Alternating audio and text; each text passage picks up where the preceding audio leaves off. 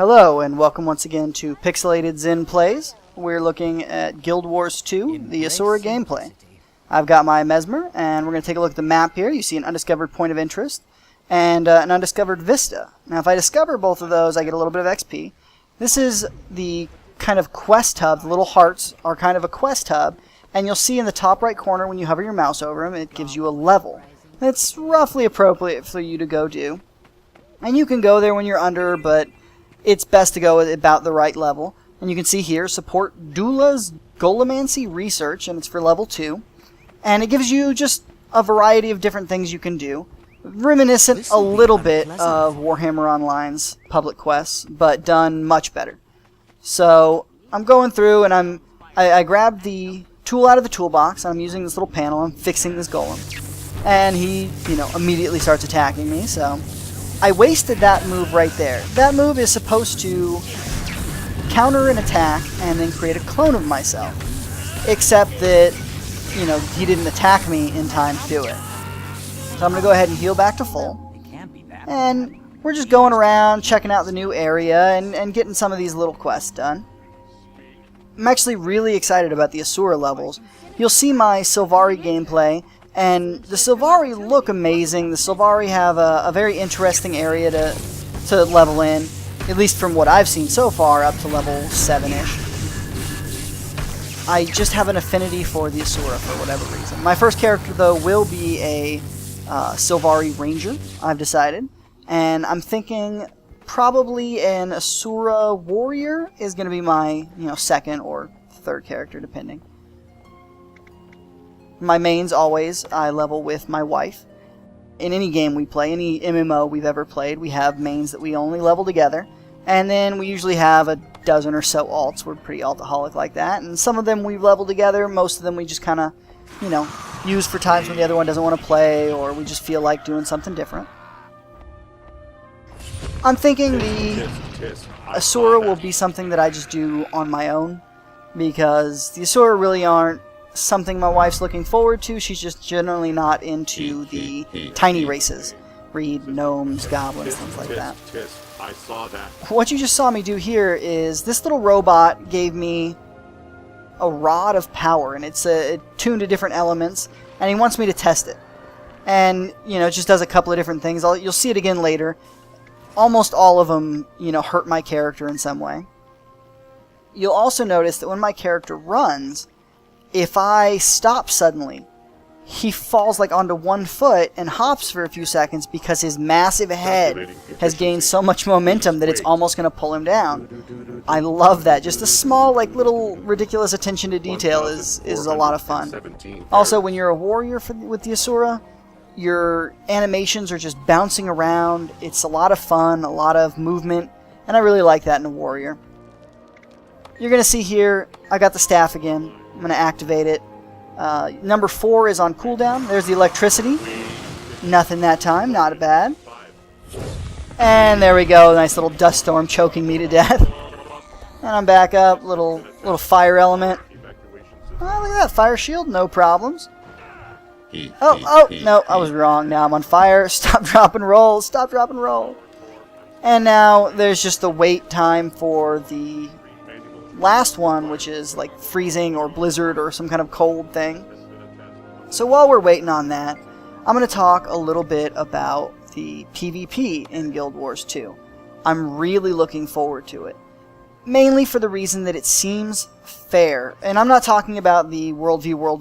That could be very fun too. I haven't actually tried it yet. But I'm talking more specifically about the scenario, battleground type of things.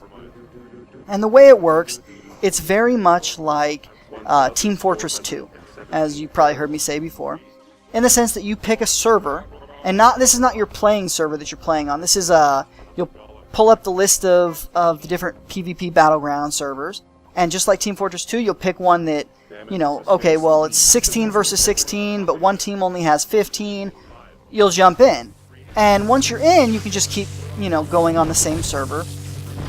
And it's just, everybody is brought up to level cap. Everybody is given the same gear stats-wise. And the only way you change your gear is just by looks. So as you do cool stuff in PvP, as you get more you know, PvP currency and so on. You'll unlock cooler looks and things like that, which will give you kind of an individuality. But you'll never have to worry about, you know, just going in and not having the PvP gear and getting stomped for 6 months until you finally geared up enough to actually put up a decent fight. And I love that. It's something that's completely unique as far as I know to Guild Wars 2, and it makes it awesome. Okay, here we have the Frost thing. I love the animation for this as he huddles into a ball and freezes to death. Alright, so now we're going back out. People have also been completing these little things, so the bar has been going up this whole time. And I'm going to go ahead and fight this gnome. You see there, you can pick up stuff off the ground occasionally. And at that time, I had a wrench in my hand. And sometimes you can pick up like a rock or something you can throw at the enemy. Most of the time, from what I've seen, it's pretty useless. Like, the attacks are pretty weak, at least if you don't know what you're doing. And generally, if you just pick some random thing up off the floor, you don't know what you're doing. These guys, the green Moa, are kind of cool. You can actually get a Moa pet as a ranger. You can actually get a lot of things as a ranger, including water-specific pets, which is just one of the coolest things I've ever seen. Shark. Yes, please. Alright, so we've got a staff. I'm going to go ahead and equip that, since we've already unlocked, you know, these other things, and I just want to see what the staff is going to bring to the table. And all we've got first is this orb that bounces between enemies and allies, and it grants boons to allies and conditions to enemies. And conditions are just debuffs. It's nothing fancy, it's just another way to say that as far as I know. And you'll see as I'm using it, it's building up the experience for ability number 2, and then it'll go on to number 3, 4, and 5, so on.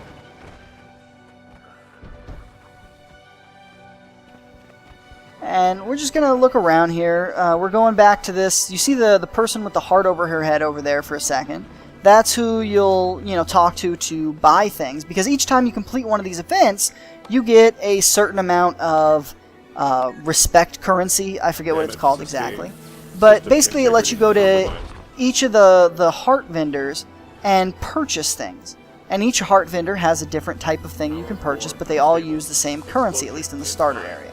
And that allows you to just go around and do the different things, and then, as you're going, you look at what their inventory has, and, if you like it, if it's something that's going to help your class, and maybe it's a health item, or maybe it's a damaging item, or something like that, then you can go back and pick it up, and it's usually this kind of trinket type thing, but there are a few options. This to the left of me is actually I believe they call it RC chess, and I played it a little bit. It's not bad. It doesn't really seem very strategic to me yet, but I haven't really messed with it too much. Alright, you can see we're almost done with supporting Dula's Golemancy research. Golemancy, it's a ridiculous name, but I like it. So I'm just going to help out a couple of people. You'll see the spell that I'm using bouncing between the golem and the person who was fighting it. And you're going to see it with this black Moa as well. So it's giving debuffs to the Moa, and it looks like bleeds they're actually getting, or confusion. And then it was giving buffs to the other guy, and I'm not sure exactly what kind of buffs. But now that we've completed the Golemancy research, we actually get a reward via mail. So it's just congratulations for helping me out, thank you very much. There's 45 copper, it's not really anything, exciting. And maybe when you get out there it will be more exciting, but probably not. So we're just going to take that, and you'll see this SNAF prize must be ours. That's your, giving you something to do for your main quest. And now that we've seen it, we've actually got that quest. And we can go report to the crew chief, Vark, near the Battleground Plaza. And we'll probably save that little instance for next time. But we're going to go ahead and finish out this video by me informing you that I have this video. I also have a Dota 2 video, my first one that I've done. And I'm going to be playing Lich in that video. Pretty good game for me, actually. So it's not something that's common. It's not something that happens every match. But, I did fairly well, and I wanted to go ahead and not shoutcast it, but just kind of comment it like I'm doing with this. Also, I have a game for you of Awesome Knots. It's a new kind of 2D side-scrolling MOBA, in a way. So it's kind of in the vein of Dota in a really weird way. It's got a really fun sense of humor and sense of, self. And I'm going to show you that. It's pretty fun. I actually had a blast with it. The first time I played it, I was just utterly confused. The second time, I actually kind of had an idea what I was doing. It is a little more of a casual MOBA, but you're still going to have to be careful. I do come in a little bit later in the game, maybe everybody's level 5 or something, but it doesn't really hinder me too much, and it's just letting you know that you don't have to stick around at the end of the game. If you leave, a bot will take over your character until somebody else comes along to take that spot.